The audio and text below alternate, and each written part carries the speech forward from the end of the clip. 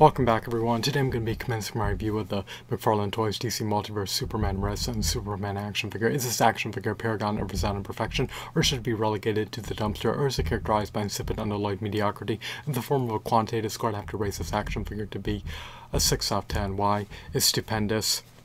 It hits those cylinders, much to my dismay, much to my consternation, much to my grief, much to my agony, much to my distress, much to my irritation. He commands a steep, staggering, hefty, lofty, exorbitant premium price of $20 plus sales tax, which is 250% greater than the retail price of an $8 Toby's Marvel Legends action figure. I have to utilize an $8 Toby's Marvel Legends action figure as a benchmark for comparison of value. In stark contrast to an $8 Toby's Marvel Legends action figure, this action figure is devoid of a build-a-figure piece for a behemoth, robust, colossal 14 to 16 inch build-a-figure. Furthermore, unlike an 8R Toby's Marvel Legends action figure, this Superman Red Sun Superman action figure lacks a comic book.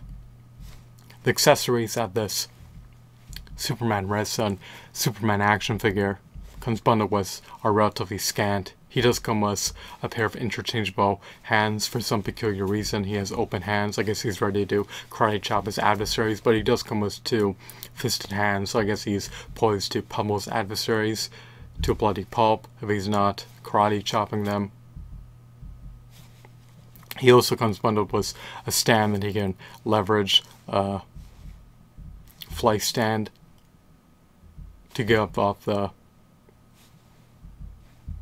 impression that he is hovering in the air, even though the stand is not fully transparent. Moreover, he does come with a collectible art card based on the Superman Red Sun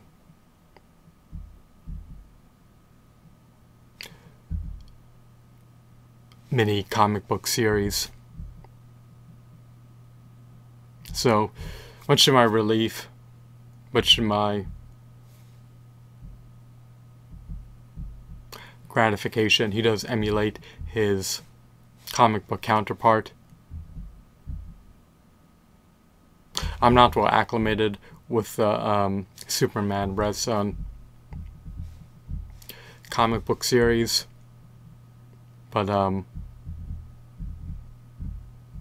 if you were to compare and contrast his 2D version to his plastic version,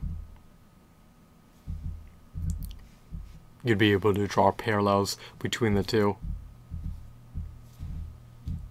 and ascertain that he looks practically identical to his comic book counterpart, so that's the redeeming quality. He has high quality aesthetics, high quality textures, high quality shadings, and he's meticulously detailed. He possesses 22 points of articulation, so he has latitude for dynamic posability. I would have preferred if he had 32 to 40 points of articulation, just like an 8R Toby's Marvel Legends action figure possesses. Unfortunately, in this context, that's not the case. His articulation is finite, to say the least. He lacks finger joint articulation. He lacks toe articulation. He may not be as nimble nor as flexible as an 8R Toby's Marvel Legends action figure, but at least he stands roughly 7 inches tall, so he coincides eminently well with the prodigious 67-inch action figure collection. I think action figures that are 7 inches in height provide sculptors with a greater metaphorical canvas for detail.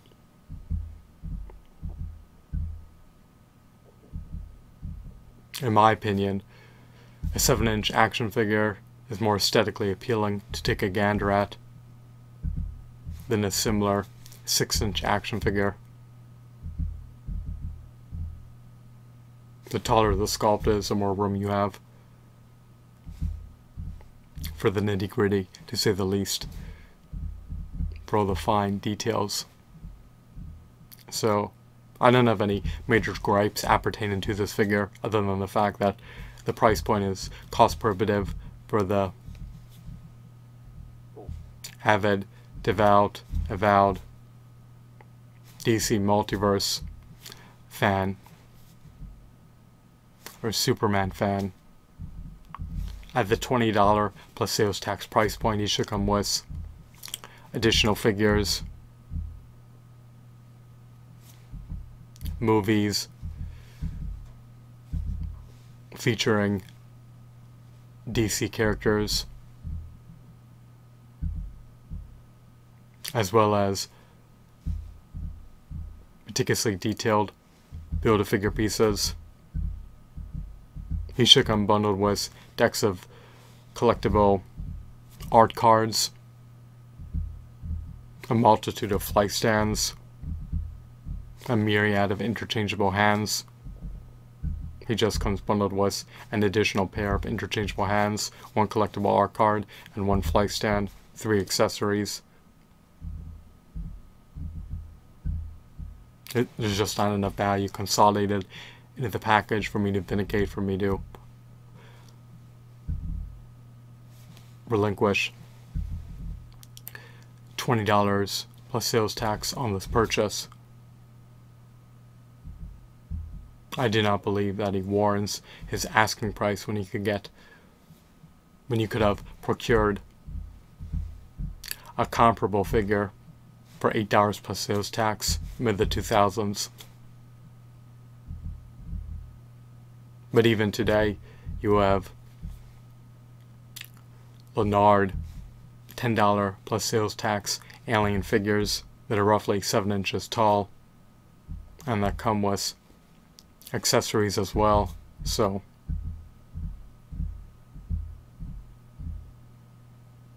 you could still reap value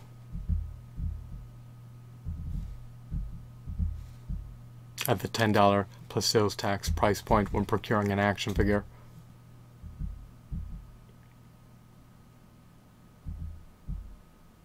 If you can afford to splurge with your hard-earned money, if you have disposable income or discretionary income, then by all means procure this McFarlane Toys DC Multiverse Superman Red and Superman action figure. You will not be disappointed. He is a high-quality figure after all, and he embodies his comic book counterpart. However, if you're destitute, indigent, insurmountably indebted, then you may want to defer buying this figure or abstain from buying this figure. I doubt the price will plunge in the pending future. If anything, his price is probably preordained to amplify in the pending future because supply is eminently finite and demand is enormous, to say the least. So when supply cannot meet demand, you have a surplus of demand, and the price subsequently amplifies to an unprecedented height. But if it precipitously drops to $10 plus sales tax, then I may take heed of buying this figure. I'd love to add it to my shelves if that were a possibility, but the price point is cost prohibitive at this juncture. I understand that the overarching goal of a company is to maximize the wealth of their shareholders and maximize their profits. But $20 plus sales tax for an action figure is still an exorbitant price to pay.